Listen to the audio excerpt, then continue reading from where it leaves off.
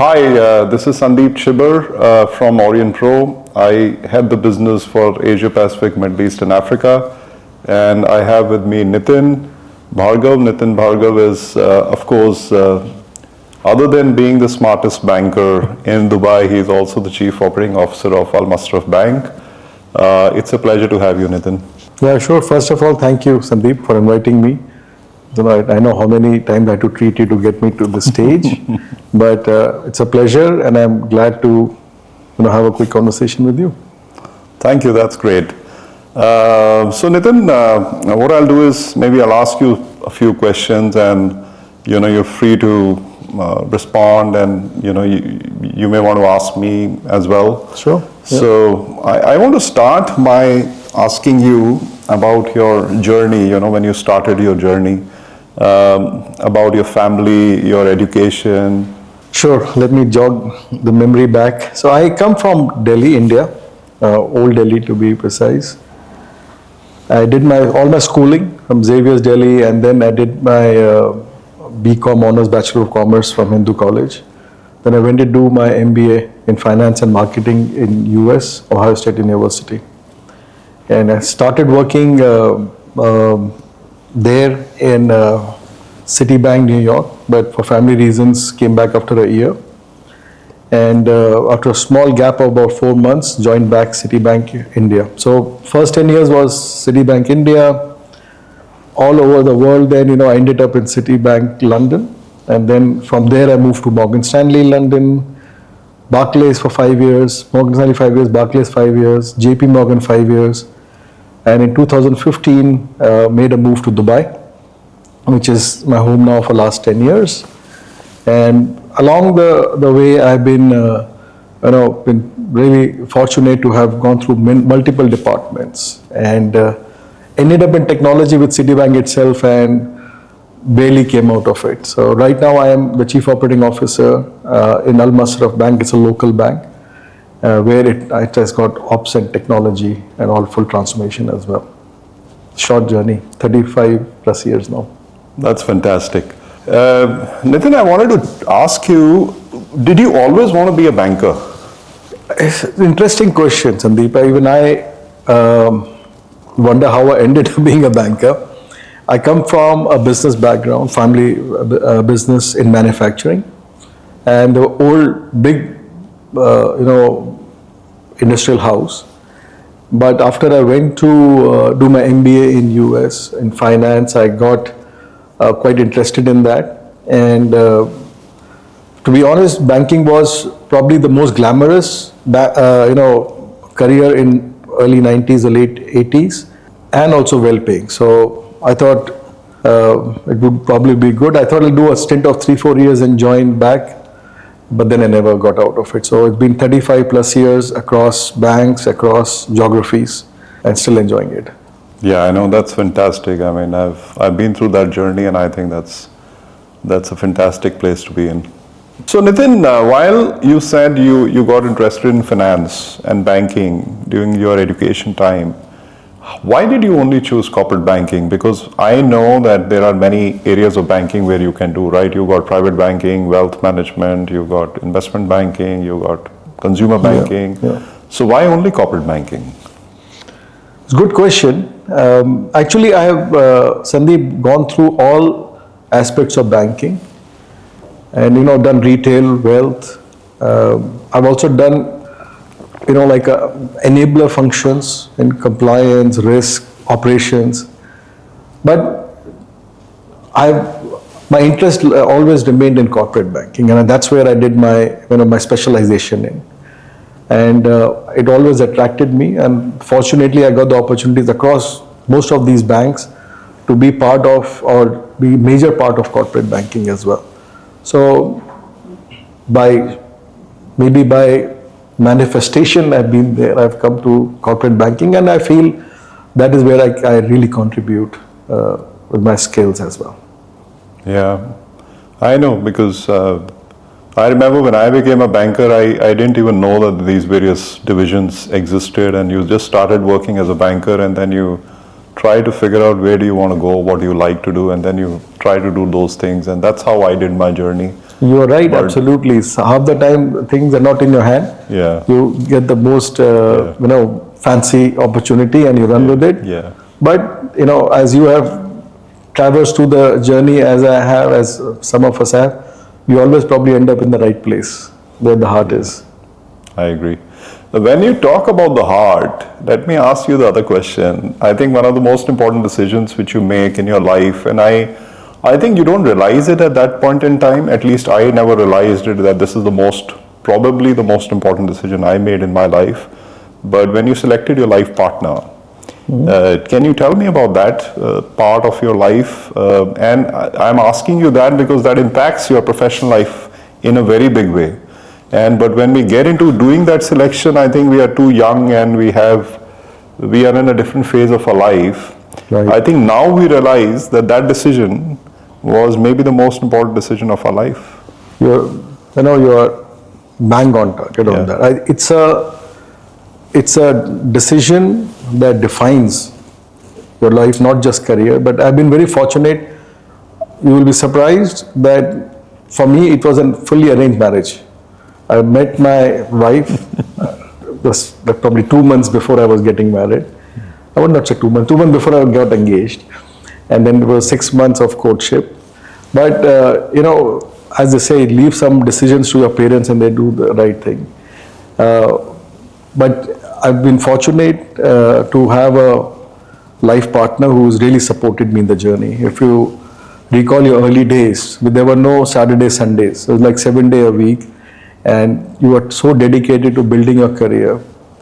The kind of support I got from my wife, her name is Jyoti, it has always been, a reflection of what ability I were able to bring as well. So, yeah, quite fortunate. It happened. It is just the wish of the Almighty, but Almighty and parents. parents as well. So 32 years and counting. Yeah. And it's been a fun journey in banking as well as in married life. So.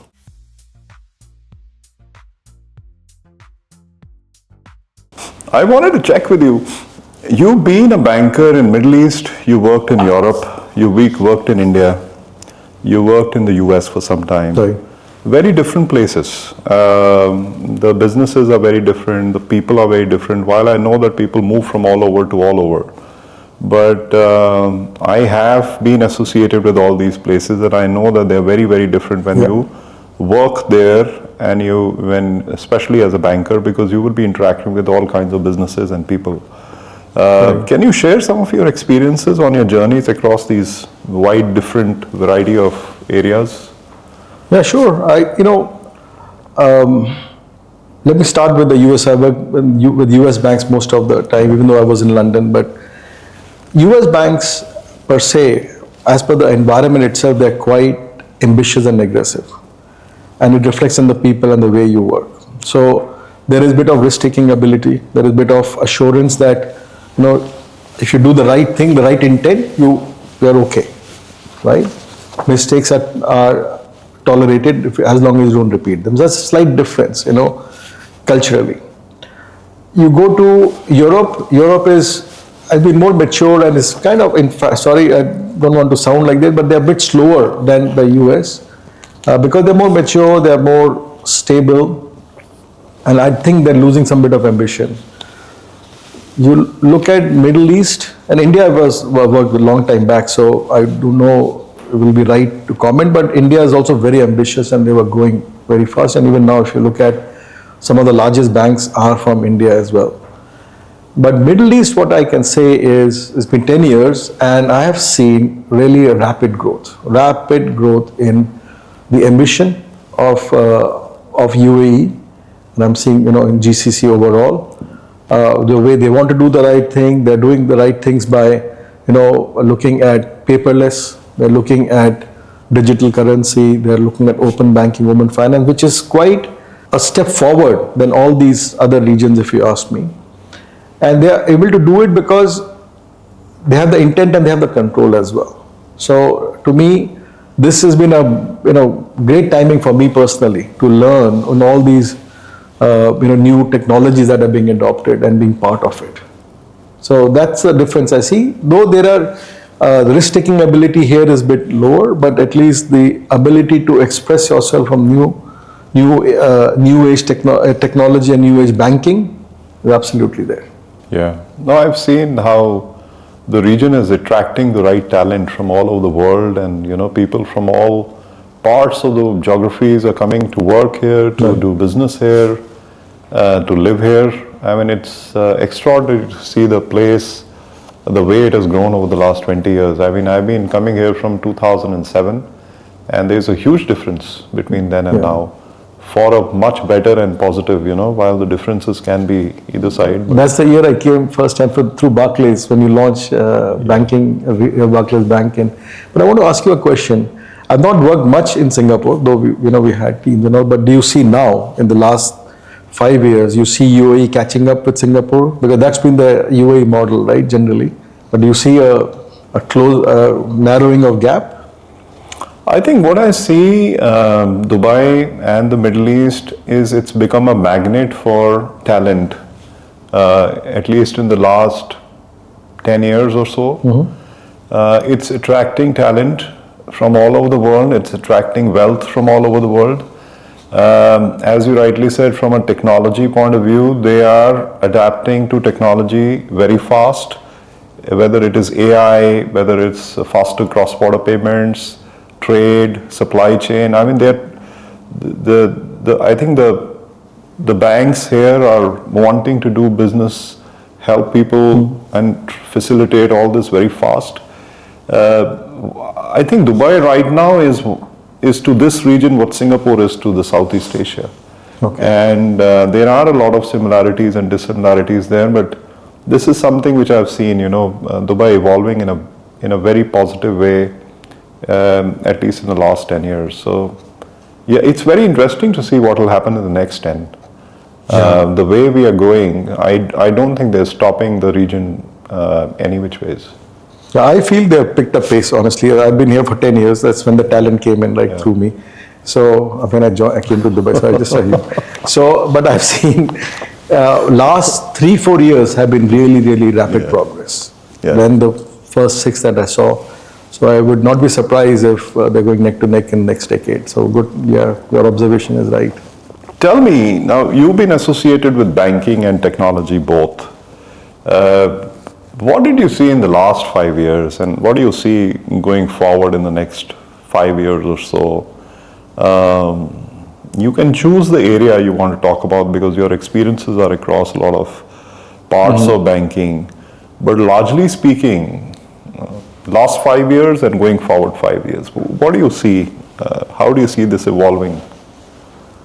And we can go deeper into those, with follow-up questions. But I'm just trying to see there's so much to cover in this, but what the real pertinent point. So I would say, basically, I'll try and keep it simple. You can ask me further if you want. But last 5 years, even though we have been talking about customer experience, in the last 5 years, it's really taken off. And if you look at the fintechs that are coming in as well, they're all talking about digital onboarding or customer experience, faster onboarding, payments, and all that. So that has really picked up. Well, you would not hardly talk about digital onboarding, right? You could, I'll say somebody's doing it, but what's the big deal? But now everyone wants to give that experience, seamless experience. So to me, customer centricity has increased significantly. Even though we used to talk about it even in the 90s that, customer is king and all that. But in the next 5 years, what I see is evolution of new products. So if you look at digital currencies are coming in, right? Distributed finance will also come in from the fraud perspective. There are a lot of AML challenges where you need to look at how do you manage, fraud or anti-money laundering kind of monitoring. That's in a way a big one. You look at cyber security as well, will be very big because the mobile is your bank. You cannot locate, somebody steals your identity. How do you deal with it? So to me, those are the two big things. There is also something I would add, if you would, is data became the new oil in the last 5 years. Because that's what fueling the AI. Yeah, that's what was fueling the advanced analytics. That we never heard of too much. I mean, even though it was, because reporting accuracy, but the ability to analyze behavior, data points externally, bring it all in, has also evolved quite rapidly in the last 5 years as well.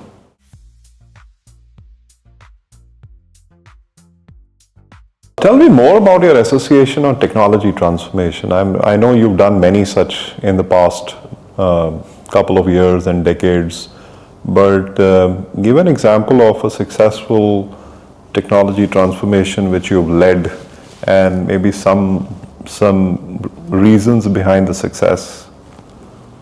I won't go too far back. Let me go back just 7-8 years when I was in other bank. Transformation is if you make 3 swim lanes, you have to have business enablement, which takes care of the customer. Then you have to have operational excellence, and then it's obviously the tech modernization. So I had the opportunity to look at it holistically from the customer or business side. There was a lot of work that went into branch transformation, which is more self-service and all that. So which, if you see, we thought branches will not exist, but they still exist. Though they are smaller footprint, but they still exist, but then it's more enabling the customer to do self-service or anytime banking and all as well. Mobile banking has also evolved quite a bit, and we are adding more and more features. So we don't have to go anywhere, do your banking anytime as well. So, and the new digital products are also coming. Payments has been a big boom as well. When I look at, in the other side, when we looked at, that was digital outside. When you start looking at digital inside, you can give good experience only when you have good, seamless service in the back end as well. So, I mean, for the first time, I went into this, not just RPA, but automation and all as well.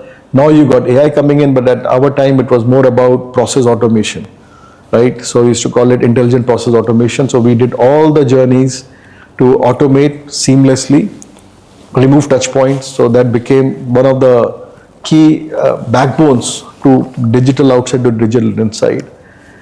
So that I was involved in that as well. And that the tech side, a lot of new,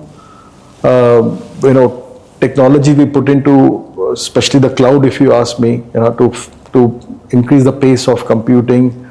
We could do, big data that came in at that time to manage this kind of structured and unstructured data. So these 3 combined, if the example that I can say, you would have heard of Neobank, Neobiz, all came when I was there.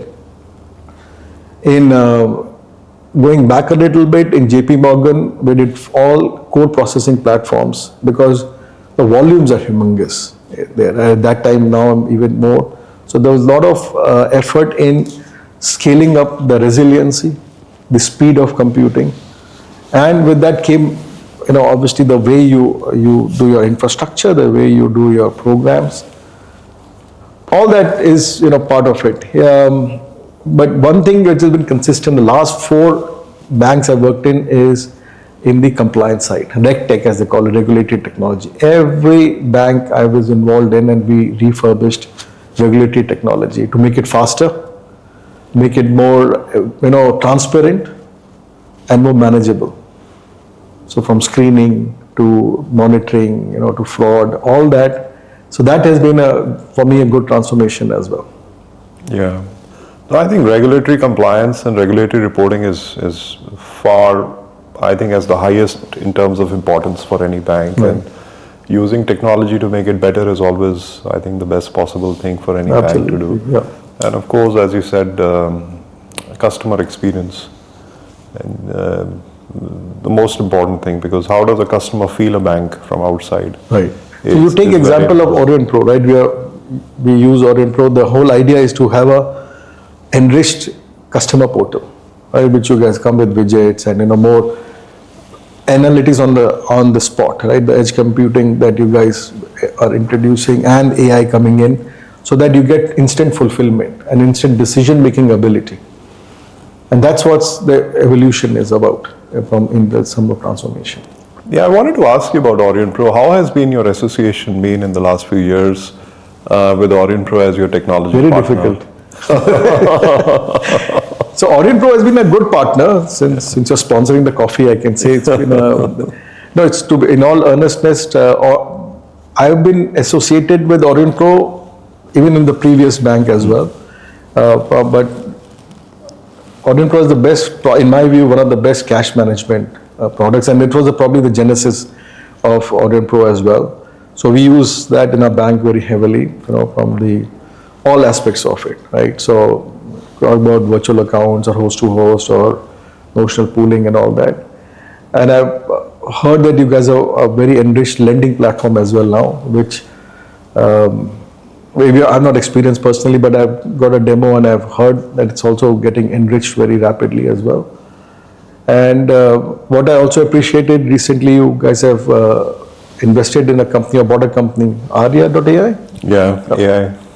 So AI rated, and I'm very keen to start the COE Center of Excellence on AI, because for my bank, corporate banking is the main thing, and which is what I would like to leverage as well. So for me, very progressive, very partnership driven, and anytime there's a challenge, the team rises to it. Whenever we look at something, there's a good partnership. I call it partnership, not vendor or anything. So, but thanks for all that. Much appreciated. It's a pleasure. I think at Aurionpro, what we're trying to do is we're trying to build world-class products. We are investing a lot into R&D and innovation.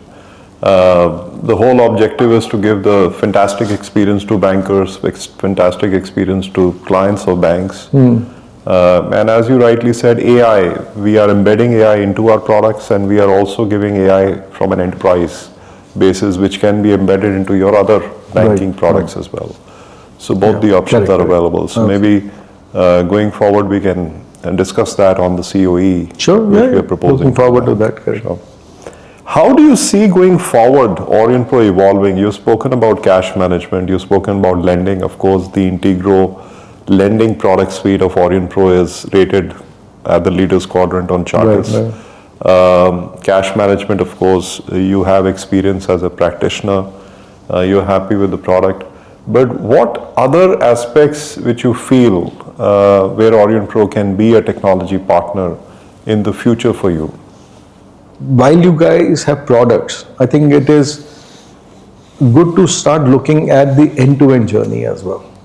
So what I have experienced is that when a transaction traverses across for a customer, it goes through multiple products and functions and all that from different areas. What Aurionpro can do is at least try to make it more seamless or give more end-to-end experience rather than hopping from here to there. And that would probably be a good thing. I'll give a simple example. We use a small payment gateway, which is sits between our payment platforms and Aurionpro iCash Pro. Maybe some features, some controls can come in there, so that we don't need another set of applications to fulfill that journey. You don't want to be a cash management hub per se, but at least from terms of more enrichment in terms of controls, features could come in there as well. So for example, velocity check, right? Or any propensity for fraud, you can check this. I think the AI probably will help you with that as well. Yeah, I think what you said is right. When I meet so many CXOs like yourself across all the regions, one most common thing is, how do you give a better experience or seamless experience to a customer, whether it's a corporate client or a personal client, across various systems at the back. You've got the accounting platform, which is the core, you've got the payments platform, you've got various other platforms sitting at the back. So how do you seamlessly, move around so the client doesn't feel that? I think that's the thing which I always get to hear from bankers. And it is, helps in support as well. Yeah. So lesser failure points. So you probably should look at how one can get better integrated experience. Tell me, what's your advice for new bankers, people who are looking at banking as a career? My daughter's also looking to become a banker after she graduates. So I'm sure there are a lot of, both male and female who are looking at banking as a career. What's your advice to them?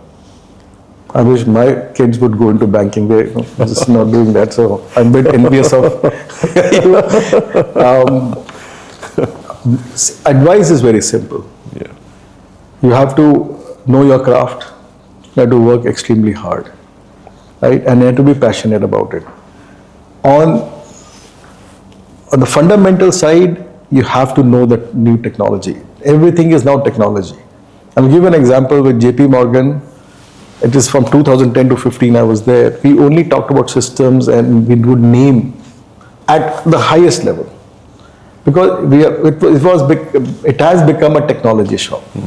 So anyone who says, I'm a pure banker, I don't need to know technology, when I heard from my classmates and all that, I'm fortunate that I moved into technology from 1995 itself, right? So even though I'm a chief operating officer, my default is technology. And that helps me solve problems on the operation side or with compliance or risk and all that. So for me, it's important to the new aspirants, they have to know the subject as well as they need to know the technology that comes with it. And end of the day, they have to be ready to work hard. This is it's progressively becoming hard and there's so many regulations coming in, they should know the craft as well. Nitin, how do you see AI shaping the world going forward, especially the financial side of the world? It's a good question, but I think AI is already shaping, not just you see in future, but you can see AI really taking over all aspects of banking. When I look at from customer perspective, AI is able to provide relevant suggestions, offers, robotic advisory, for example, that we used to be in nascent stage. Now it's quite well advanced. You can look at the customer experience, behavior analysis as well to see what would like to see as well. You look at risk management, there is rapid progress in looking at, the risk parameters, and that is helping the banks serve the customers better. The good customers don't have to pay for the bad ones because of managing the risk much better, because they get better data point. The analysis on the models that you come out from the external and internal data is much better. We talked about RegTech, which is the compliance, huge strides in early warning systems of fraud. So all that is one part of it. Operations, we know how it is, right? Operations, ability to take rapid machine learning. You look at natural language processing from the documents, so where it used to take time, it is now much faster. One use case we already have and working very well is on the legal side.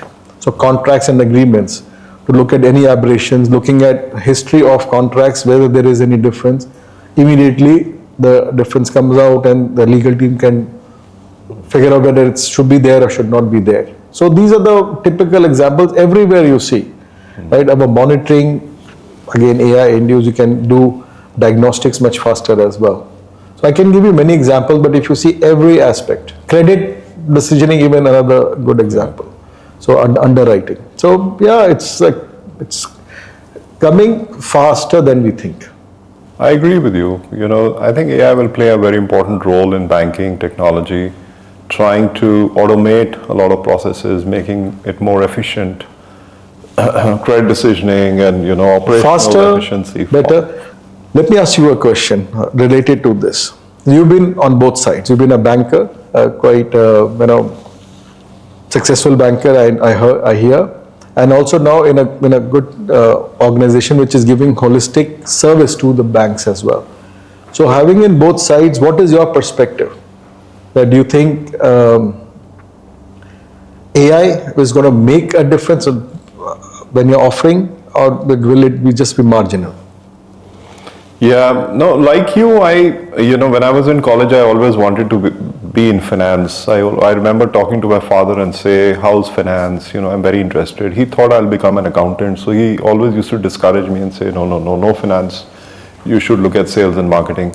But when I graduated, I jumped after banks and I applied for the top 3 banks, and luckily I got absorbed in one of the largest financial institutions in the world. Spent about 14 years. So I think banking teaches you a lot of things. Banking teaches you how do you manage your life systematically. It lays a very strong foundation. And bank, I always used to find the top talent in banks. I remember when I was a banker long back, and all of the people around me are all very successful people. Either they are bankers or they are somewhere linked to the financial world. And they've all done very well in their life. 99.99% of the people have extraordinary bankers / financial institutions executives right now. So you get to work with the best people. Right. You get to learn from the best people, and you have mentors which are, which teach you, which is very important for anybody who comes from, a college or a family background and, wants to learn how do you grow in your professional life. Tech teaches you very differently. Tech is more liberal, innovative, flexible. I think if you are not disciplined in your early life, tech can spoil you also, because tech will give you flexibility to choose how many hours you want to work. Tech can give you flexibility whether you come to office or not. And this is not the current situation or post-COVID, it was always there.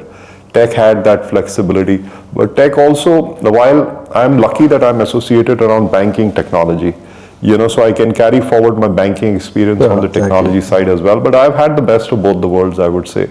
On the AI side, I think it's a difficult question how it will evolve, but I think AI is, as you rightly said, working in various parts of the bank right now. We'll have to see how it converges to again offer you seamless banking.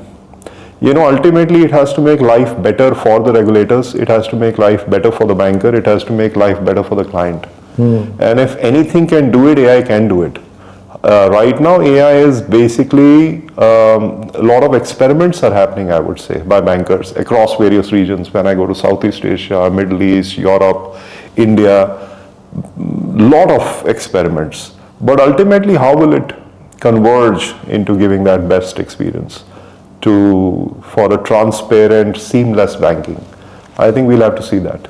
I think you raised an important point. I just want to add, when you talk about technology, the difference I saw between technology and operation, when I moved from operation, I did a stint before going to technology. Operations was very, at that time, like checklist driven. You have to have a process, you go through the checklist and that's it. No deviation, because that's the best way to be accurate as well. Technology, when I moved there, it was more creative. Everyone has their own way of writing a code. Everyone has their own energy level, style. So you cannot say, no, do it this way.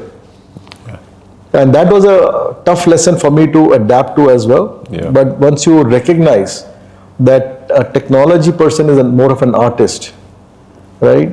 Then you can really, harness the talent as well. So actually, your observation is very bang on. Yeah, and it's not a very easy shift from a banker to a banking technology profession. Right. It's a difficult shift.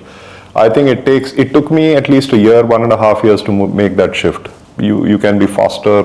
Some people can take more time, but I think I'm glad now that I did that shift, because I see banking also evolving into more and more with technology later on. It is a technology house now, absolutely. Yeah, so it's very different to the banks which I started working in with the old core banking screens, and then we moved into green screens. I remember those screens very early in my career.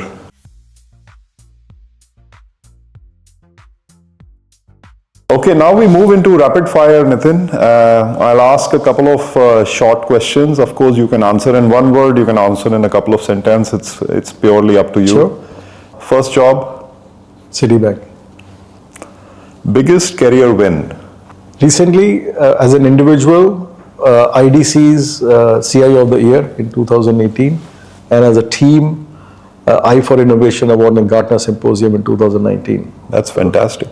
3,000 people voting live. I had to give a speech in like 3 minutes. So My God, that's enjoyed it, fantastic. Toughest challenge? Everest Base Camp last year. I remember that when I met you as well. You were preparing for it. Yeah. You were doing yoga and you were doing breathing exercises. when you were preparing. Yes, you need some preparation, for sure, especially at my age. Early mentor. Good question. I would probably go back to my school days where, whenever we used to interact with our seniors, and this is, I'm talking about Xavier's, the support they gave, the advice they gave, as if we are their little brothers, is very different from the bullying culture you would normally see now. And that gave a really, really good learning to me and people like me to be humble, to be, patient when you're dealing with others as well. And really, when you used to go on school trips, especially when you're missing your family, they would be there playing games with you and taking care of you. So those were the early mentors that really gave a good foundation to us in school as well. So beyond that, there are many mentors and all that, but that sticks with me, to be honest. Leadership style. Coach, Retirement age. infinite, till I die. Most disruptive technology. Nothing fancy, but I think mobile bank. I'm sorry, what I mean is smartphone. Mobile banking. Smartphone. Smartphone. Yeah. Most destructive technology. Yeah. Overrated buzzword. AI powered. I can use second one, metaverse. So overrated. Must have app. Good question. Maybe my banking app. Yeah. I'm not a big app guy. Which current technology do you think will completely become obsolete in the next 2 to 3 years? I would stick my neck out for core platform. Because the way the products are evolving, core will become just a system of records. Yeah. Not a processing engine. I've seen core evolving. When I started my career, people used to be so excited with core. You're right that those, black and white screens or green or white screens, whatever. And then we had that nice jazzy looking core with you can do search and, you can't just do control this, control that. You could actually do search for name, search for a customer with a mobile number. Then everybody started putting everything on the core. Then core became slow. Then people said hollow the core. Follow the core, yeah. So we've seen that couple of years people are hollowing the core, or bankers are hollowing the core. And now what you're saying is the core becomes an accounting platform or system of records. Yeah, see, if you look at even Aurionpro, the way we use cash management, we are going progressively into processing. And that's the question when you pose. Become the processing engine and let core be just a system record or the GL or the customer SIF only, right? And that's where I see it going. Maybe not 3 years, but 5 years, 5 to 7 years. What's the most overrated technology trend right now? I do feel that I mentioned it earlier also, digital onboarding when everyone is coming and selling that is a bit overrated. It's good for retail side because when you want instant, but I would also be worried as a banker when somebody wants something instantly and want to start using the banking services on the same day. So though it may be ease of use is okay, but speed just for digital onboarding, to me I would be worried. So we agree on that. Yes. You worded it slightly differently, but yeah, we agree on that point. What skill from banking is the most surprising, useful in technology? AI, friend or foe? Friend. It's going to be a big enabler. Big change comes through AI in my view. Change, hard or easy? Easy. As long as you have the mindset of a good leader and a transformer, it's easy. Yeah, no, what you said is right. Mindset. Top trait in a team, in a successful team? Trust. Culture, tradition or change? Tough one. I would go with change, but tradition keeps us grounded as well. But I would still go with change. Succession, internal or external? Depends on the strategy. If you want to shake the place, go external. If you want to evolve, go with an internal. Yeah, that's interesting. You said you want to shake the place, go with external, which means external will always shake the place. Most likely, because they'll come in with the view, and get the right candidate, they will try to shake. You can look at the example of Apple, right? Yeah, Peter Scully and Steve Jobs. yeah, Didn't work in the end, but they actually worked better in the end because yeah. when Steve came back, it was a very different pace and all as well. So it depends. Learning, books or peers? Peers, Product or platform? platform. Why? Gives you a bigger canvas to create. Flexibility. Yeah. You can customize it, you can, yeah. But product offers its own benefits, so I agree with Too. you. It's a tough one, but I do would, since it's rapid fire, I would still go with the platform. Coffee or tea? Coffee. Cheers. Yeah, I know. I finished mine. Morning person or night owl? Morning person. 5:15 every morning. I think it's a good ritual. I've shifted from night to mornings. I find it's beneficial. What's the go-to karaoke song? There's only one word. So I cannot sing it to survive. So I use this one of my songs.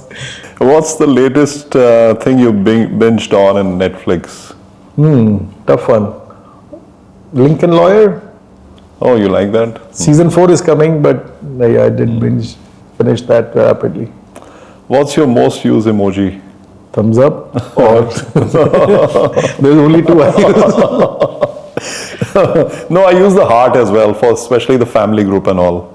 There also I do thank you. What's your dream vacation destination? Anywhere in the mountains. The mountains, Yeah. okay. So you're not the beach, it's more the mountains. I don't mind beach also, Yeah. but I'm a trekker, right? So I like to trek. So I find that you cannot go wrong when you're just roaming around trekking and all that. In the beach, then you have to slow down. Maybe I've come to a point where beach will get more attractive than when we start giving up. So we'll see. What's the most random thing you ever bought online? Is it, can you buy things online? I don't know. Amazon? Oh, that's a tough one. I'm a very careful spender. Bankers always Yeah, so are. so very difficult to answer that question. There are few things that you buy. I have hardly returned anything as well. Can't say, but I do buy things instantly, not online. So the two places that I bought were more instant decisions. So big ticket, no problem. Small ticket, also. Unwind, book or music? I would go with music. Because for me, that's easier because for books, you need some environment sometimes. Yeah. What's any recommendation on reading, on books? Upcoming management enthusiast, John Maxwell writes very well on leadership. So there is one book I always go back to every 2 years, is the 21 Irrefutable Laws of Leadership. Very good, good examples and keeps you, refreshed. What do you value most in a friendship? I would again go with trust.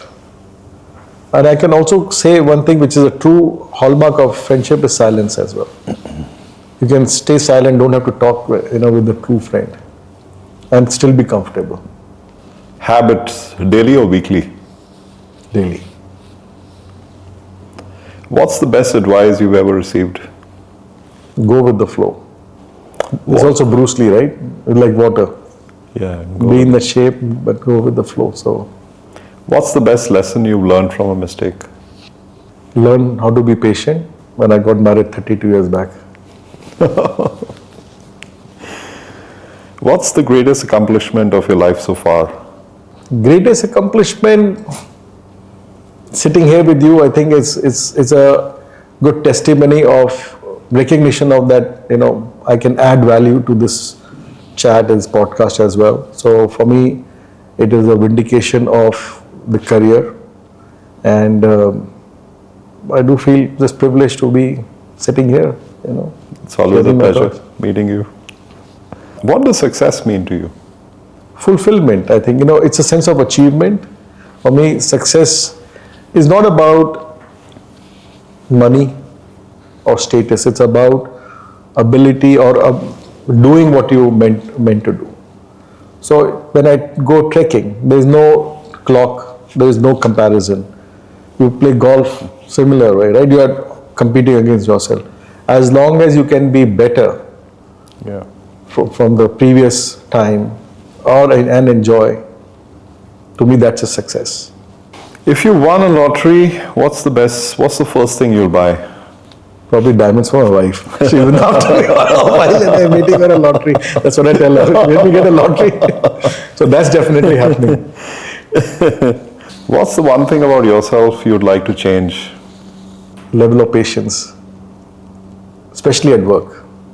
Personally, I'm quite patient, but at work, I'm quite assertive and keen to get going, and I need to probably just calm down a bit.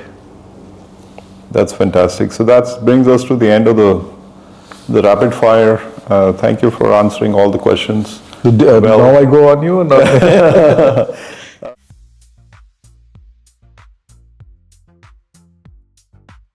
Final words from you, Nitin, for people who are listening to you right now, young bankers, students who want to be bankers in the future. What's the advice from you being a successful banker in your career? First of all, banking is a very responsible job. So you have to take it seriously, work hard for it, learn and contribute. So to me, don't look at the hours, don't look at the money. Money doesn't drive things. You should look at how you can make banking and through the society a better place. So good luck and all the best. I think it's been a pleasure having Nitin with us for the past few minutes. Thank you, Nitin, for your time. It's always a pleasure to spend time with you over a coffee or a drink, but today was a wonderful experience. Thank you for giving us your time today. Thank you for coffee with Sandeep. Much appreciated. Cheers. Cheers.